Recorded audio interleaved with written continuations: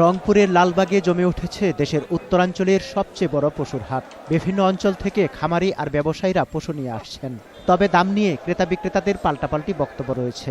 প্রচুর গরু উঠছে, বাট কেউ দাম ছাড়তেছে না। কাস্টমার আছে, দাম কম। গরু যারা কিনতেছে তাদের কাছে 500 টাকা নিচ্ছে, আর যারা বিক্রি করতেছে তাদের কাছে 200 টাকা নিচ্ছে।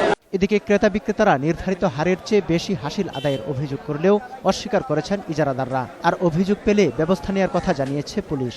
যে অভিযোগ বেশি রেট দাম সিটি গভর্নমেন্ট 500 টাকা রেট, ওই রেটেই আমরা বিক্রি করি। সরকারি ইনকাম, সরকারের ব্যবস্থাপনা ব্যয় বলতে পারে। সরকার এখানে হাট করতে দিয়েছে, সরকারের কিছু রাজস্ব পাবে। জমজমাট বেচাকেনা চলছে চুয়াডাঙ্গার পশুর হাটেও।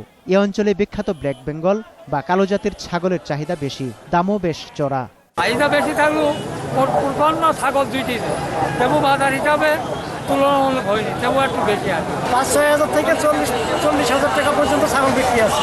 এদিকে জেলায় ভারতীয় গরু না আসায় বেড়েছে দেশি গরুর চাহিদা। ক্রেতারা অতিরিক্ত দাম চাওয়ার অভিযোগ করলেও বিক্রেতারা বলছেন ভিন্ন কথা।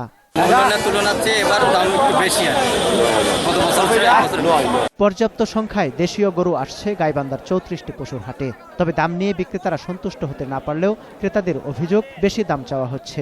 যে দাম নিয়ে আসি 2,000-3,000 করে খরচ হচ্ছে, কামাই হচ্ছে না। বেচা নাগলে 41,000, 2 হাট থেকে গরু ঘোরাফেরা না দিচ্ছে, তা গরুর বাজার ওঠে না। পশুর হাটগুলোতে ক্রেতা বিক্রেতাদের সুবিধার্থে জাল টাকা শনাক্তকরণ মেশিন বসানো সহ আইনশৃঙ্খলা রক্ষায় নেওয়া হয়েছে পর্যাপ্ত নিরাপত্তা। সমর ইসলাম, 21 টেলিভিশন।